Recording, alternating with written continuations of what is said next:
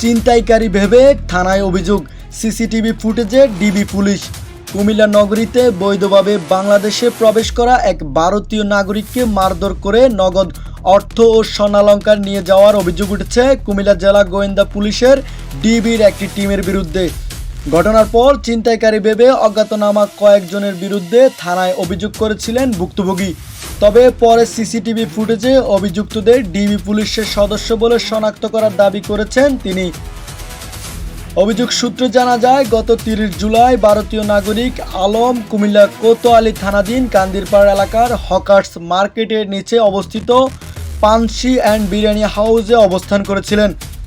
এ সময় 6-7 জন ব্যক্তি সেখানে গিয়ে তাকে মারধর করে সঙ্গে থাকা টাকা ও স্বর্ণালংকার নিয়ে যান বলে অভিযোগ করেন তিনি।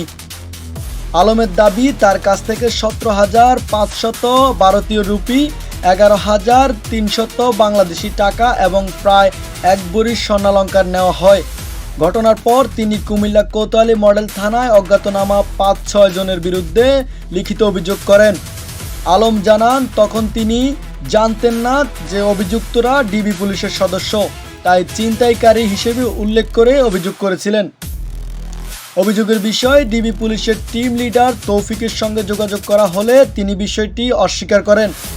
পরে প্রতিবেদকের সঙ্গে সরাসরি সাক্ষাৎ করে বক্তব্য দেওয়ার আগ্রহ প্রকাশ করেন তিনি এবং একাধিকবার ফোনে যোগাযোগের চেষ্টা করেন।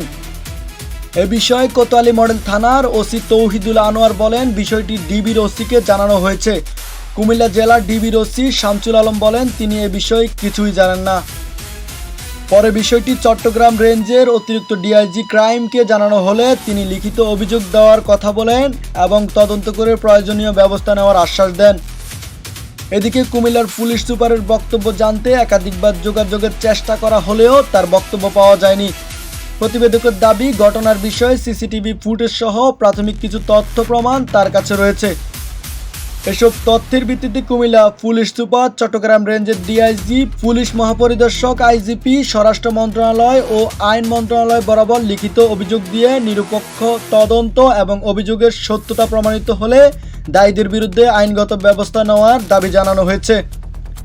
এখন সিসিটিভি ফুটেজ, সংশ্লিষ্টদের বক্তব্য এবং অন্যান্য তথ্য প্রমাণ যাচাইয়ের মাধ্যমে ঘটনার প্রকৃত সত্য বেরিয়ে আসবে, এমনটাই প্রত্যাশা সংশ্লিষ্টদের। সাখাওয়াত হোসেন, ডেস্ক নিউজ, কুমিল্লা ডাক।